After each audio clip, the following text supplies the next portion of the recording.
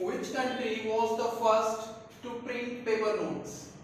हमारा प्यारा भारत, हमारा दुश्मन चाइना, ये नल्ला पाकिस्तान और हमारा मीठा दोस्त यूएसए।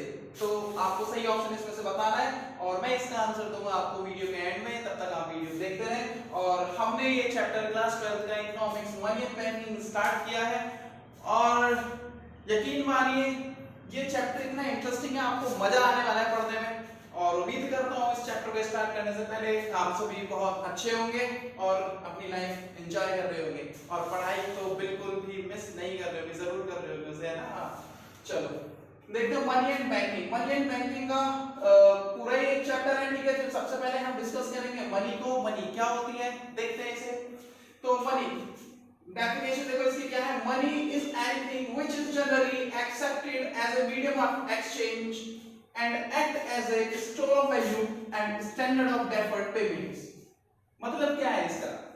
इसने बोला कि money is anything, money कोई भी चीज है, कुछ भी हो सकती है money, which is generally accepted as a medium of exchange, जो कि medium of exchange यानी कि medium of exchange का मतलब हम exchange कब करते हैं। देखो भाई दो लोग हैं, एक चिंटू है और एक पिंटू है। ये चिंटू हमारा दुकानदार है और पिंटू हमारा कस्टमर है, ठीक है। और ये पिंटू इसके पास सामान लेने के लिए गया, यानी कि मीडियम। अब सामान लेने के लिए गया, इसने इससे सामान खरीदा, ये हमारा चिंटू और ये हमारा पिंटू। क्लियर है जी। तो जब पिंटू चिंटू से सामान लेने जाता है और इसने इसे मान लो रिचार्ज कराया या कोई भी चीज मान लो कुछ इसने इसे खरीदा, कुछ परचेज किया, तो अब चिंटू ये सोच रहा है अगर मनी ना होती तो सोचो चिंटू कैसे सोच रहा होगा। चिंटू भी ये सोचता कि भाई मैं इससे क्या चीज ऐसी लूं जो सर्विस या जो प्रोडक्ट मैंने इसे दिया है उसके बराबर की कीमत की चीज मुझे मिल जाए। तो चिंटू सोच रहा है क्या मैं इसके कपड़े फाड़ दूं, चिंटू सोच रहा है मैं पता नहीं इसका क्या क्या फाड़ दूं। लेकिन ये फाड़ने और फाड़ने का सिस्टम ज्यादा ना हो तो इसलिए बीच में क्या आ जाती है, बीच में आ जाती है गवर्नमेंट। और गवर्नमेंट कहती है भाई ये उखाड़ने और फाड़ने का सिस्टम यहाँ पे नहीं चलेगा, हम आपको एक ऐसी चीज दे रहे हैं जिसका नाम है क्या, मनी। तो चिंटू से कहा गया चिंटू भाई जो भी चीज तुम इसको बेच रहे हो आप उस चीज की मनी की टर्म्स में उसकी वैल्यू बताओ। तो चिंटू ने क्या करा, जो भी चीज इसको बेची उसकी कीमत लगा दी, 500 रुपए 1000 रुपए। तो उसने क्या करा, पिंटू ने इसको 500 रुपए 1000 रुपए दे दिए। इस तरीके से ये बहुत बड़े झगड़े से बच गए। क्यों? अब सोचो अगर मनी ना होती तो कितनी प्रॉब्लम्स हमारे जीवन में होती। तो ठीक है, तो मनी क्या है, मनी इज एनीथिंग। तो मनी कुछ भी हो सकता है, which is generally accepted as a medium of exchange, यानी कि जो आपका एक्सचेंज करा दे दो लोगों के बीच में, जब वो खरीद रहे हैं, बेच रहे हैं, सेल कर रहे हैं, कुछ भी कर रहे हैं, ठीक है। तो जब वो खरीदना, बेचना, सेल करना, सर्विस लेना, सर्विस देना, इन सारी चीजों को हमें मेंटेन करने के लिए एक कॉमन चीज चाहिए थी जो हमें हमें दी गई किस नाम से, मनी के नाम से। यानी कि मनी क्या था, कोई भी। और ये मनी ऐसा नहीं है कि ये कुछ, इसने देखो शब्द यहाँ पे क्या यूज किया गया, एनीथिंग। ये कुछ भी हो सकती है, कुछ भी, मतलब समझ रहे हो। जैसे अभी तो हमें नोट्स के ऊपर गांधी जी मिल जाते हैं, हम उसी को मनी बोलते हैं। तो आगे चाहे गवर्नमेंट उसे चेंज कर दे कि भाई ये मनी नहीं होगा, कुछ और मनी होगा, हम अब किसी और चीज को मनी मांगेंगे, तो मनी कुछ भी हो सकता है। बट उसका काम क्या होना चाहिए, मीडियम ऑफ एक्सचेंज होना चाहिए, ठीक है। साथ ही साथ वो और क्या काम करे, साथ ही साथ वो एक और काम करे, स्टोर एंड वैल्यू, यानी कि store of value, store of value यानी कि उसकी वैल्यू को स्टोर कर सके। स्टोर करना क्यों जरूरी है, देखो आज के टाइम में क्या होता है, हम जितनी भी हमारे पास पैसे होते हैं हम उसे अपने वॉलेट में डाल देते हैं और जब तक चाहे उसको रख सकते हैं, यानी कि वो हो गया स्टोर। और वो उसकी वैल्यू भी कम नहीं होने वाली। ऐसा तो है नहीं कि भाई 1000 का नोट रखा और वो 100 का बन जाएगा, ऐसा तो नहीं होने वाला। तो क्या है, स्टोर ऑफ वैल्यू। तो मनी क्या काम करे, वैल्यू को स्टोर करके रखे, और ये बहुत जरूरी भी है स्टोर करना। दूसरा standard of deferred payment. Deferred payment का मतलब है कि धीरे धीरे पेमेंट करना। और धीरे धीरे पेमेंट मतलब जैसे कि आपने कोई चीज खरीदी और उसकी इंस्टॉलमेंट में पेमेंट करते हो, है ना। एक बार में पेमेंट ना देने की वजह आपने कोई मोबाइल खरीद लिया तो उसकी ईएमआई दे रहे हो, तो इसका मतलब है कि आप डेफर्ड पेमेंट कर रहे हो, धीरे धीरे पेमेंट कर रहे हो, over the period of time payment कर रहे हो, तो उसको बोला जाता है डेफर्ड पेमेंट, ठीक है। हाँ, आसपास बड़ी आवाजें आ रही है क्योंकि बाहर इधर से ही मेन रोड निकलता है, तो उसके लिए सॉरी, नेक्स्ट टाइम से मैं कोशिश करूंगा कि ये आवाज की जो प्रॉब्लम है ये खत्म हो जाए। नेक्स्ट देखते हैं function of money. Function of money की जब हम यहाँ पर बात कर रहे हैं तो इसके दो फंक्शन होते हैं, गौर से देखेंगे, एक प्राइमरी फंक्शन होता है और एक हमारा सेकेंडरी फंक्शन होता है, ठीक है। एक प्राइमरी फंक्शन है और एक सेकेंडरी फंक्शन है। प्राइमरी फंक्शन क्या कहता है जी? प्राइमरी फंक्शन कहता है मीडियम ऑफ एक्सचेंज, यानी कि मीडियम ऑफ एक्सचेंज का मतलब अभी भी मैंने समझाया कि हमारे पास एक ऐसी चीज होनी चाहिए जो हमें क्या करे, खरीदने में, बेचने में, सेल करने में, यानी कि परचेज करना हो, चाहे हमें वो चीज क्या है परचेज करनी हो, चाहे हमें कुछ सेल करना हो, इनको क्या करें, जब सेल कर रहे हैं, परचेज कर रहे हैं, तो दो लोगों के बीच में क्या हो रहा है, एक्सचेंज हो रहा है। तो एक्सचेंज आराम से हो जाए, इसलिए क्या लाया गया, मनी का कॉन्सेप्ट लाया गया, ताकि बेचने वाला ये कहे कि भाई जो मैं चीज बेच रहा हूँ उसकी कीमत इतनी है, और खरीदने वाले ये बोले भाई जो तूने कीमत बताई है इतनी है, पैसे उसकी बात होती है हमारे यहाँ पर खत्म।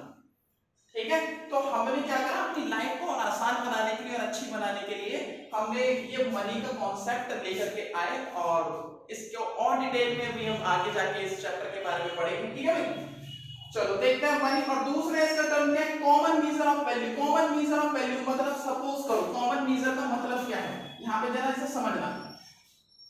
एक राम है और उसकी अपनी एक शॉप है, ठीक है। उस शॉप में वो क्या क्या सामान रखता है, फर्नीचर का सामान रखता है, वो टेबल भी रख रहा है, उधर अलमीरा भी रख रहा है, ठीक है, या चेयर भी रख रहा है। अब भाई टेबल की भी वैल्यू मेजर करनी है, चेयर की भी वैल्यू मेजर करनी है, ठीक है। इसने क्या बोला कि टेबल को भाई किसी एक कॉमन करेंसी यानी कि कॉमन मेजरमेंट मिल जाए कि जिससे मैं इन सबको क्या कर सकूं, मेजर कर सकूं, यानी कि एक टर्म्स में बता सकूं, क्योंकि वरना बड़ी प्रॉब्लम होने वाली, क्योंकि जब चिंटू पिंटू को बेचेगा तो बड़ी समस्या होगी कि भाई पिंटू से कितने पैसे लिए जाए। तो इसने क्या करा, एक कॉमन वैल्यू दे दी। भाई कॉमन वैल्यू का मतलब है कि टेबल को बोल दिया 400 रुपए और चेयर को बोल दिया 200 रुपए। मतलब रुपए का मतलब क्या है, करेंसी है, यानी कि करेंसी में हमने इसको कन्वर्ट कर दिया, और करेंसी क्या हो गई, कॉमन हो गई दोनों चीजों के लिए। आ गई बात समझ में, यानी कि टेबल और चेयर को हमने मेजर कर दिया किस टर्म्स में, करेंसी में, यानी कि मनी में। तो मनी क्या काम करती है, as a common measure of value का काम करती है, यानी कि इसने क्या कर दी, उस हर जो चीज की उसकी वैल्यू को हमने क्या कर दिया, एक कॉमन टर्म से डिनोट कर दिया, यानी कि उसको मेजर कर दिया, ठीक है, एक कॉमन वैल्यू हमने उसको दे दी। नेक्स्ट इसके सेकेंडरी टर्म्स देख लेते हैं। सेकेंडरी टर्म्स क्या कहता है, स्टैंडर्ड ऑफ डेफर्ड पेमेंट। अभी भी बताया, जैसे देखो सर्दियां आने वाली हैं तो एक ऐड शुरू हो जाएगी बोरोप्लस की, और अमिताभ बच्चन जी आ जाएंगे अपनी बोरोप्लस की ऐड करने। तो अमिताभ बच्चन क्यों आ जाएंगे, देखो उनको ना बोरोप्लस कंपनी ने क्या किया होगा, डेफर्ड पेमेंट की होगी। हर साल वो क्या होता है कि कॉन्ट्रैक्ट होते हैं कि भाई हम आपको एक साल में पेमेंट नहीं कर सकते एडवर्टाइजमेंट की, तो क्या करेंगे, हम आपको धीरे धीरे पेमेंट करेंगे। धीरे धीरे मतलब कि हमने आपसे कॉन्ट्रैक्ट कर लिया कि भाई 5 साल का कॉन्ट्रैक्ट है, 5 साल का कॉन्ट्रैक्ट है, तो भाई हम हर साल क्या करेंगे, 5 ईयर का कॉन्ट्रैक्ट है, तो हर साल हम क्या करेंगे, फर्स्ट ईयर में 1 करोड़ रुपए देंगे, सेकंड ईयर में भी 1 करोड़ और थर्ड ईयर में भी 1 करोड़ रुपया दिया जाएगा। तो ये डेफर्ड पेमेंट धीरे धीरे जो पेमेंट की जा रही है, और ऐसा पॉसिबल सिर्फ किसमें होता है, मनी में ही होता है। अगर मनी नहीं होगी तो डेफर्ड पेमेंट भी नहीं हो पाएगी, क्योंकि अमिताभ बच्चन अगर अपनी सर्विस दे रहे हैं तो उन्होंने अपनी सर्विस की वैल्यू लगाई कि मैं 5 करोड़ रुपए लूंगा, और हमें कोई 5 रुपया भी ना दे, हमारी सर्विस की वैल्यू तो ये है। हमें तो कोई एक सब्सक्राइब नहीं देता, मजाक कर रहा हूं, बहुत अच्छे लोग आप सब करते हो। आगे store of value. Store of value का मतलब क्या है जी, अभी अभी हमने देखा कि वैल्यू को स्टोर कर लेना, जैसे कि हमारे पास जो भी पैसा होता है, जो इनकम होती है, हम अपने बैंक अकाउंट में डाल लेते हैं, वॉलेट में उसे रख लेते हैं, तो उनकी जो वैल्यू होती है स्टोर हो जाती है। ऐसा नहीं है कि आपके वॉलेट में पैसा रखा हुआ है तो वो कम हो जाएगा, 500 का नोट 50 का बन जाएगा, 1000 का नोट 1000 तो नहीं है, 2000 का नोट आपका 200 का बन जाएगा, ऐसा नहीं होता, ठीक है। तो कॉमन ये है कि आपकी वैल्यू को क्या है, वो स्टोर कर लेगा। जो वैल्यू आपने आज बताई है उस चीज की अगर 10 साल बाद भी देखोगे तो उसकी जो नोट है, उसकी जो वैल्यू है वो वही रहने वाली है, एक्सक्लूडिंग द इन्फ्लेशन रेट, कभी उसको इंक्लूड करो। नेक्स्ट देखो कॉन्टीजेंट फंक्शन। कॉन्टीजेंट फंक्शन क्या होता है, देखो मैंने इसमें रखा है कॉन्टीजेंट फंक्शन। क्या है, लिक्विडिटी। लिक्विडिटी का मतलब ये कि आपके हाथ में हमेशा थोड़ा बहुत पैसा होना चाहिए। ये क्यों होना चाहिए कि आपको देखो घर में बहुत सारे काम हो सकते हैं, अचानक कोई बीमार पड़ गया, या आपकी गर्दन पकड़ के कोई बोल रहा है भाई मेरे पैसे दे फटाफट, तू मेरे से 5 साल पहले लेके गया था और आज भूल गया, तो अचानक से कुछ ऐसे काम आ जाना जिसमें आपको अचानक पैसे की जरूरत पड़ती है, तो भाभी ये क्या काम करती है, मनी ही रोल प्ले करती है। अगर आपके पास मनी है तो इन समस्याओं से आप क्या करोगे, भाई निपट लोगे आराम से, ठीक है। तो क्या है, लिक्विडिटी का काम करती है। बेसिस, सेकंड इसका ऑप्शन है कि basis of price mechanism, price. अब ये देखो क्या है, इसका मतलब ये हुआ जब किसी चीज, देखो मार्केट में दो लोग हैं, अभी मान लो एक राम है और एक श्याम है, ठीक है जी। राम और श्याम, राम है सेलर और श्याम है बायर, और राम भी अकेला है श्याम भी अकेला है। तो राम क्या करता है, इस श्याम को बोलता है कि भाई मैं जो भी चीज देखूंगा उसके प्राइस क्या रखेगा, ये कम रखेगा, क्योंकि एक ही तो बायर है खरीदने वाला। अगर ये श्याम जैसे यहाँ पे और भी आ जाए, राहुल गांधी आ जाए, मोदी आ जाए, योगी आ जाए और बहुत सारे लोग इसमें खरीदने आ जाए, बेचने वाला एक ही हो, अभी भी राम ही है, क्योंकि राम का ही नाम चल रहा है आजकल, ठीक है। चलो देखते हैं तो क्या होगा, ये राम उस चीज के जो प्राइस है बढ़ा देगा। पहले प्राइस कम थे जब ये अकेला था श्याम, अब जैसे ये लोग आ गए सारे, तो इन्होंने क्या करा, राम ने प्राइस बढ़ा दिया अपनी चीजों के। उसको बोलते हैं प्राइस मैकेनिज्म, किसी चीज का प्राइस तय करना, तो किसी चीज के प्राइस भी तय करने में ये हमें हेल्प करता है। और अब हम आ जाते हैं अपने इस क्वेश्चन पे वापस, जिसका आंसर क्या होगा, देखो which country was the first to print paper notes, तो इसका सही आंसर है चाइना, ठीक है।